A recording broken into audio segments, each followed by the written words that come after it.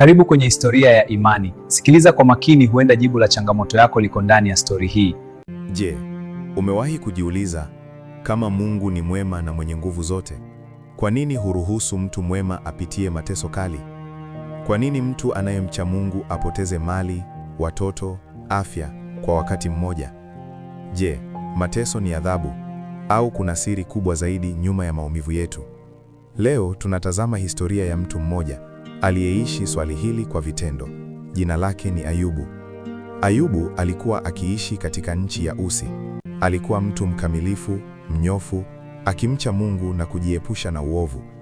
Alikuwa tajiri sana. Alikuwa na maelfu ya kondoo na ngamia, ng'ombe na punda wengi, watoto 7 wa kiume na 3 wa kike. Lakini utajiri wake mkubwa haukuwa mali, bali hofu ya Mungu. Kila mara watoto wake walipofanya karamu, Ayubu aliinuka asubuhi na kutoa dhabihu kwa ajili yao, akisema, labda watoto wangu wamekosea moyoni mwao. Alikuwa baba mwombaji, baba mwenye kujali roho za watoto wake. Siku moja, malaika walipokusanyika mbele za Mungu, Shetani pia alikuja kati yao. Mungu akamuuliza, umemwona mtumishi wangu Ayubu? Hakuna kama yeye duniani. Lakini Shetani akajibu, je, Ayubu anamcha Mungu bure? Si umemzungushia ukuta wa baraka? Ondoa ulinzi wako, uone kama hata kulaani. Hapo ndipo swali kubwa linaanza. Je, Ayubu alimpenda Mungu kwa sababu ya baraka? Au alimpenda Mungu kwa sababu ya Mungu mwenyewe? Mungu akaruhusu Ayubu ajaribiwe, lakini akaweka mipaka.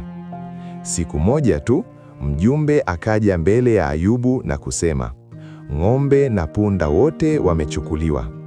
Mwingine akaja, moto wa Mungu umeanguka kutoka mbinguni, kondoo wote wameungua. Mwingine, wavamizi wamechukua ngamia wote. Lakini pigo la mwisho lilikuwa zito zaidi. Mjumbe wa mwisho akaja mbele ya Ayubu na kusema, watoto wako walikuwa wakila, upepo mkali ukaangusha nyumba, wote wamekufa. Fikiria kimya kilichofuata. Watoto 10 wameondoka. Mali yote imepotea ndani ya siku moja tu. Ayubu akaanguka chini, lakini hakumlaumu Mungu. Akasema, Bwana alitoa, Bwana ametoa, jina la Bwana lihimidiwe.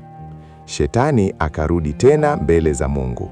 Akasema, ngozi kwa ngozi, gusa mwili wake, uone kama hata kulaani. Mungu akaruhusu, lakini akasema, usimguse uhai wake. Ayubu akapigwa na majibu mabaya kuanzia kichwani hadi miguuni. Aliketi majivuni, akijikuna kwa kipande cha chungu. Mke wake kwa maumivu akamwambia, je, bado unashikilia uaminifu wako? Mlaani Mungu ufe.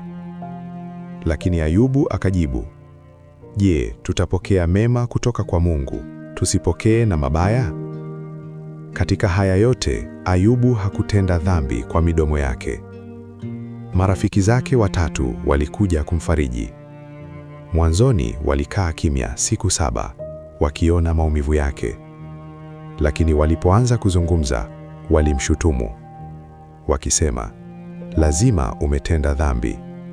Mungu hawezi kumwadhibu mtu mwema bila sababu. Lakini Ayubu alijua hana dhambi iliyosababisha janga hilo. Alilia, aliuliza maswali, alitamani jibu kutoka kwa Mungu. Baada ya muda mrefu wa mijadala, Mungu alizungumza, si kwa maelezo ya moja kwa moja, bali kwa ufunuo wa ukuu wake. Akamuuliza Ayubu, ulikuwa wapi nilipoweka misingi ya dunia? Je, unaweza kuzuia bahari?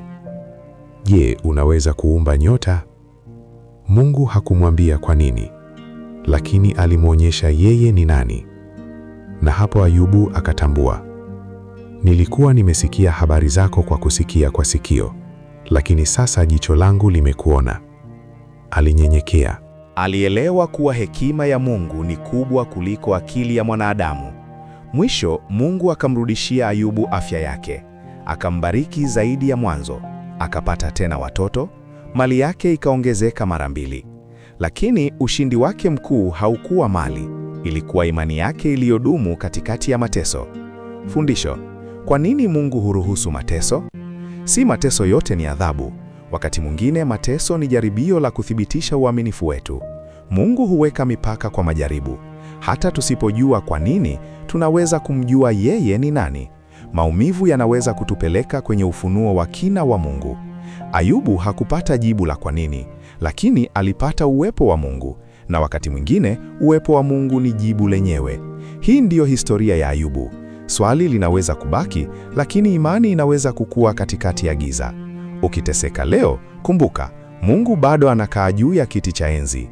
Kama umebarikiwa, usisahau kusubscribe na comment utuambie kilichokugusa zaidi kwenye stori hii. Pia utuambie ungependa kwa siku zijazo tukuletee historia gani. Tuambie kwenye comment. Mimi ni Costa Kwibe Buloze. Mungu akubariki.